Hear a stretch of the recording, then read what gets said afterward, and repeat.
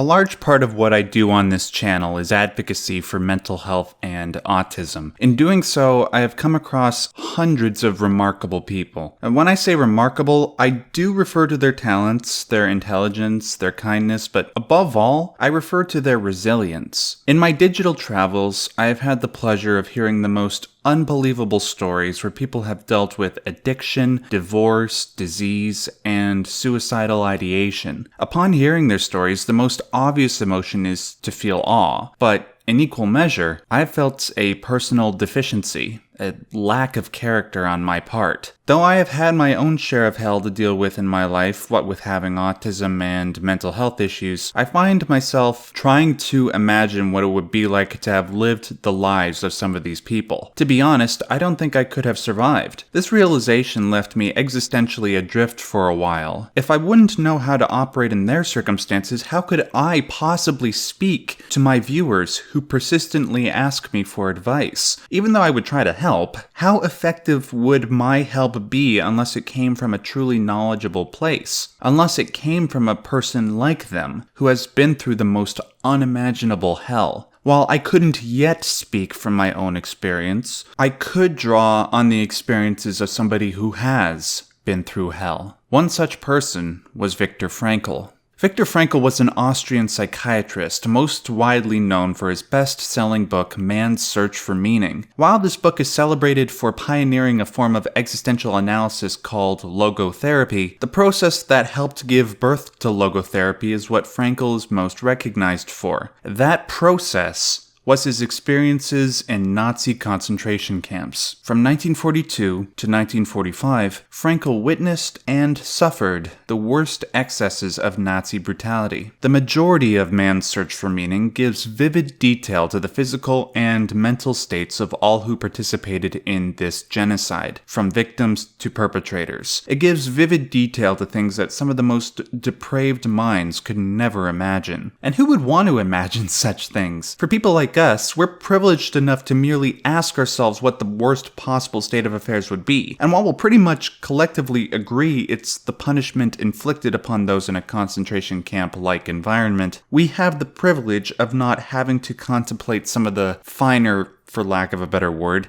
details of what actually happened during the Holocaust. But today, I will present you some of those details, just not with the intent to shock, though they are shocking. Rather, by knowing the various things people like Viktor Frankl went through, we may discover the ethical panacea which may sustain us in our lesser struggles. For the sake of time and sanity, I won't address every last horrible thing that Frankl wrote down in this book. Rather, I will investigate specific situations where Frankl happened upon something or someone that would sustain him through his torture. Let me begin by illustrating a typical day for Frankl in these camps. Imagine waking up from your dreams, your last true refuge, your last true possession, for all your past possessions were taken away. In Auschwitz, we slept in beds which were constructed in tiers. On each tier, measuring about 6.5 to 8 feet, slept 9 men, directly on the boards. 2 blankets were shared by each 9 men. We could, of course, lie only on our sides, crowded and huddled against each other, which had some advantages because of the bitter cold. Though it was forbidden to take shoes up to the bunks, some people did use them secretly as pillows in spite of the fact that they were caked with mud. Otherwise, one's head had to rest on the crook of an almost dislocated arm. It was the awakening that Frankl described as the most ghastly. At a still nocturnal hour, the 3 shrill blows of a whistle tore us pitilessly from our exhausted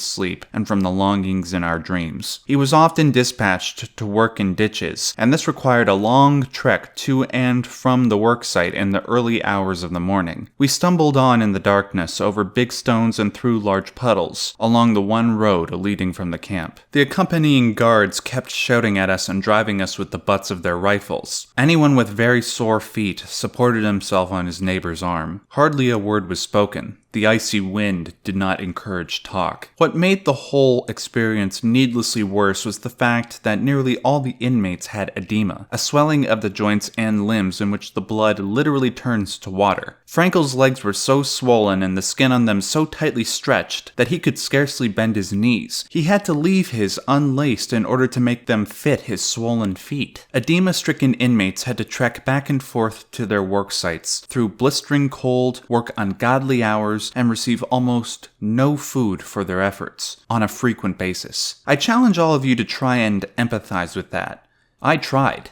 I can't. See, when I was writing this script, I got to this point in my writing and found myself sitting motionless for a few minutes, attempting to comprehend that level of exhaustion and misery. I wanted to appreciate how insulting the whole experience was to human dignity. But I found my emotional defense mechanisms turning me cold and unfeeling, like my brain could not compute the tragedy, like a child encountering a dead animal for the first time, staring blankly and not knowing the appropriate reaction. In my failed attempt, I desperately looked forward to Frankl's method for surviving ordeals like this. About 40 pages in, Frankl re-emphasized the refuge he and many others found in his inner life, not just in dreams, but in his thoughts and memories. When given free rein, his imagination played with past events, often not important ones, but minor happenings and trifling things. His nostalgic memory glorified them, and they assumed a strange character. Their world and their existence seemed very distant, and the spirit reached out for them longingly. In my mind, I took bus rides, unlocked the front door of my apartment, answered my telephone, switched on the electric lights.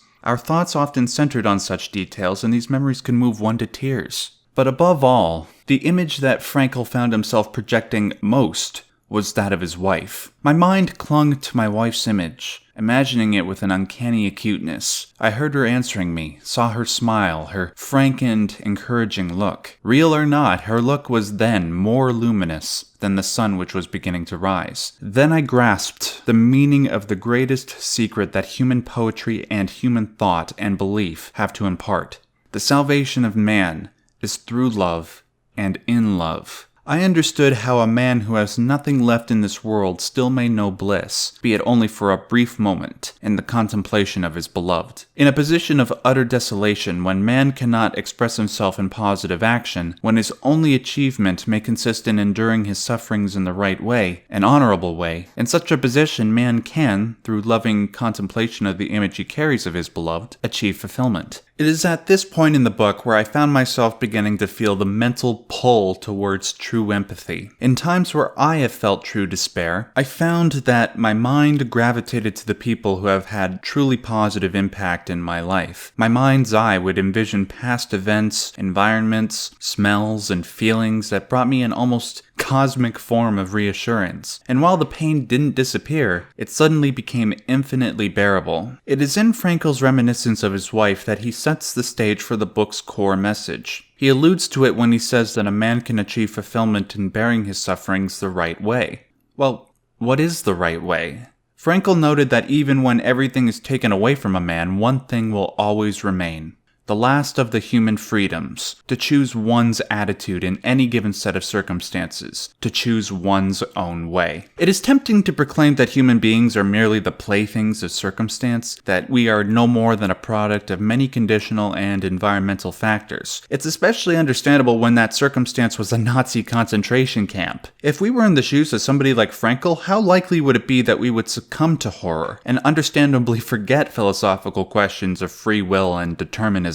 I'm not trying to make a case for one side or the other, as it's a topic I struggle with and discuss persistently on this channel. What I will do is present Frankl's thoughts on the matter and how his perspective allowed him to survive. Dostoevsky said once, "There's only one thing that I dread, not to be worthy of my sufferings." These words frequently came to my mind after I became acquainted with those martyrs whose behavior in camp, whose suffering and death bore witness to the fact that the last inner freedom cannot be lost. It can be said that they were worthy of their sufferings. The way they bore their suffering was a genuine inner achievement. It is the spiritual freedom which cannot be taken away that makes life meaningful and purposeful. A large large part of what helped Frankl survive was finding meaning in his suffering. It was through his choice to not succumb to nihilism or despair or suicide that he found a sense of dignity, one that could never be compromised by an outside force. Granted, it might not be enough for some people to see their dignity as an end in and of itself. Hell, even for most people. There has to be some sort of potential reward for their sufferings as well. Frankl acknowledges this and provides one of many examples. I remember a personal experience, almost in tears from pain. I had terrible sores on my feet from wearing torn shoes. I limped a few kilometers with our long column of men from the camp to our work site. Very cold, bitter winds struck us. I kept thinking of the endless little problems of our miserable life. What would there be to eat tonight? If a piece of sausage came as extra ration, should I exchange it for a piece of bread? How could I get a piece of wire to replace the fragment which served as one of my shoelaces? I became disgusted with the state of affairs which compelled me, daily and hourly, to think of only such trivial things.